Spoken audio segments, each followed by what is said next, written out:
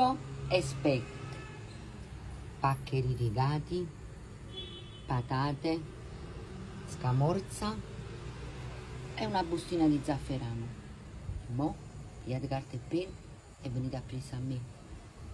Lo speck diventa bello croccante, lo togliete dalla padella, lo mettete da parte. Questa padella dello speck unite le patate. Cuocere finché le patate non saranno morbide. Non usate sale, solo nell'acqua della pasta. Mentre le patate cuociono, io vado a buttare i paccheri. Adesso prendete le patate e mettetele nel boccale del mixer. Patate, aggiungete una bustina di zafferano. Mettete un mestolo di acqua di cottura della pasta.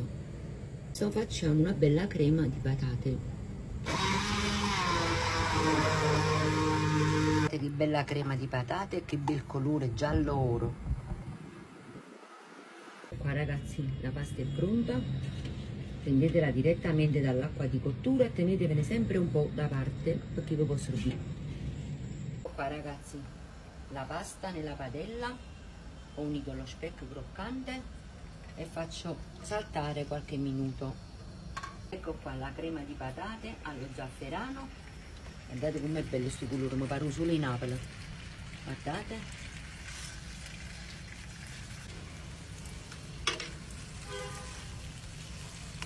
Ecco qua ragazzi, un po' di scamorza.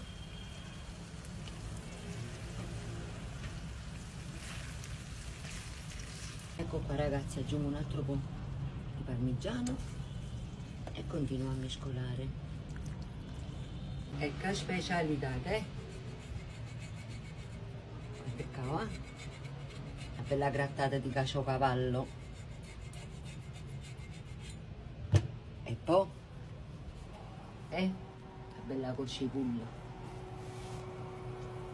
Ecco qua ragazzi, patate, speck e zafferano sono pronte. Io ci faccio una bella grattata di caciocavallo. Questa me l'ha portata la mia amica Madison di Avellino. Questo è il caciocavallo originale. Assaggiamo.